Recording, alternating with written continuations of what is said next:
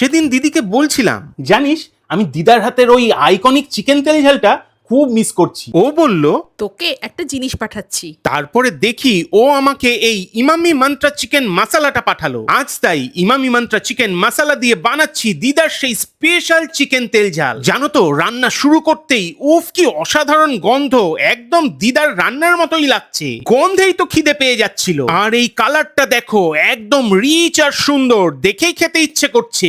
আরো একটা ইন্টারেস্টিং জিনিস খেয়াল করলাম, এই ইমামি মান্ত্রা চিকেন মশলাটা মাত্র 5 টাকাতে পাওয়া যায়। ফুল রেসিপি ক্যাপশনে পেয়ে যাবে, চেক করে নাও। মনে হচ্ছে এই অসাধারণ গন্ধ আর ফ্লেভারটা আসছে ক্রিও গ্রাইন্ডিং টেকনোলজি থেকে, যেখানে স্পাইসেস গুলোকে সাব জিরো টেম্পারেচারে গ্রাইন্ড করা হয়, তাই ন্যাচারাল অয়েল গুলো ঠিক থাকে, তাই এত ফ্রেশ, ফ্লেভারফুল আর অথেন্টিক লাগে।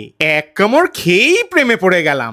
একদম 11 আউট অফ 10 টেস্ট, একদম দিদার হাতের মতো। আর সবচেয়ে ভালো, কোনো এক্সট্রা খাটনি নেই। তোমরাও তোমাদের ফেভারিট ডিশ বানাতে পারো ইমামি মান্ত্রা চিকেন মশলা দিয়ে। খাঁটি স্বাদ, খাটনি বাদ। চাই এইবার ইমামি মান্ত্রা চিকেন মশলা ট্রাই করুন তাড়াতাড়ি।